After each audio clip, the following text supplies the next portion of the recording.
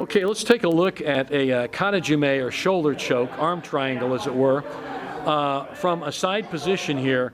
And it's a fairly standard move, but it's one that we want to spend some time on because guess what? You can get some good tap outs with this. So Mike, you like this. We got Mike Pennington and Aric Weaver here. Mike, you like this move. Let's kind of, if I miss something, you be sure you talk me through it. But basically, Mike's got side control. And Aric doesn't buy into that very well. He doesn't like being there, so he's got his right hand on Mike's hip. He's fighting. And at some point, you never know, when he lets go of that, he's going to be pushing against there. And there he's got trying to create space to get away. Mike slinks that arm through, comes over the top, catches a nice square grip, and he puts the old pressure on with the shoulder in the Kata Jime shoulder choke. And again, this is an arm triangle, a lot of people call it. Call it what you want, just make sure it works. So we'll start again from that side position, that side control. And you could, we like on side control, start with a good, as best you can, starting position. I mean, there he's just got him dead to rights. So the question would be, why would I want, then I want to advance it to the next step where I can maybe make him tap out. But you may not have a real strong side position, but try to get there. Look at some things Mike's already doing. He's got nice low hips. Let's take a look. See, his hips are nice and low. His knees are wide. His feet are close under his buttocks. So he's got a really strong but mobile base. Okay, so that's really a good point there.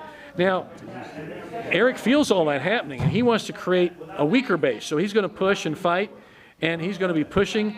Now, notice when he does that, Mike immediately does a swing over. So see the push, swim over, catch it, snake it over, whatever phrase you want to use, and you catch it. Now, let's look at that. I like to meat hook the shoulder, too, if I can, and I'm okay, Mike. my toes when I'm coming through it. So as soon as he poshes up, I start meat hooking this shoulder, and I just reach through as far as I can, swim over and try to control.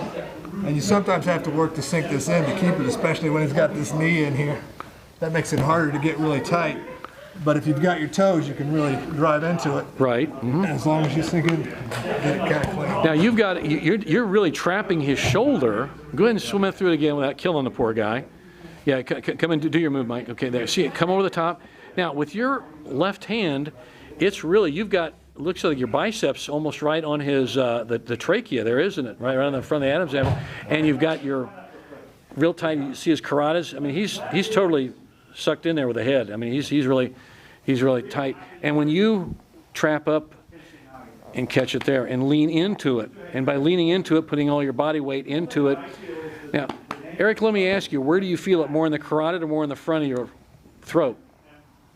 Depends on how deep the elbow placement is. Mm-hmm. It's always hitting the blood vessels.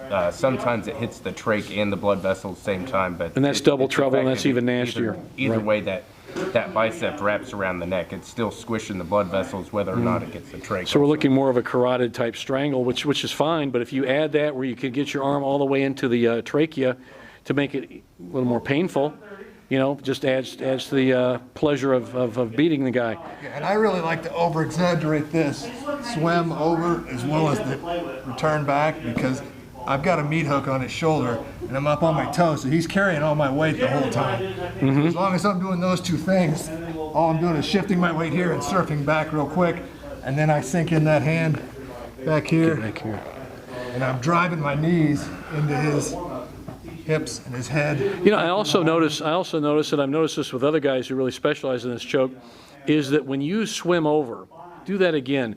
You aren't really just using your hand. See how your whole shoulder and elbow, you're getting your shoulder extended and your elbow into play as well. So you're kind of aiming with your elbow as you come back, almost like you're elbowing the guy in the head. See that? And it comes back there. That's that wrapping movement. And it's kind of like wrapping a noose around his neck, isn't it? Yeah, so it's a really strong movement there. So let's look at it again to just wrap it up. He's got it. There you go. Wrap it around and you catch it. And we call it Kata Jime. That's the terminology we've used for many years, which means shoulder. Jime means to squeeze together, and we often interpret that to mean strangle or choke. And in this case, you're using the shoulder to really as your primary weapon to set him up and control, and then you're using your arm. So it's really a shoulder choke. But people also call it the arm triangle, and for obvious reasons. Again, whatever you call it, it's a very effective strangle technique. Okay, so there we have it. Thanks a lot, guys. Okay.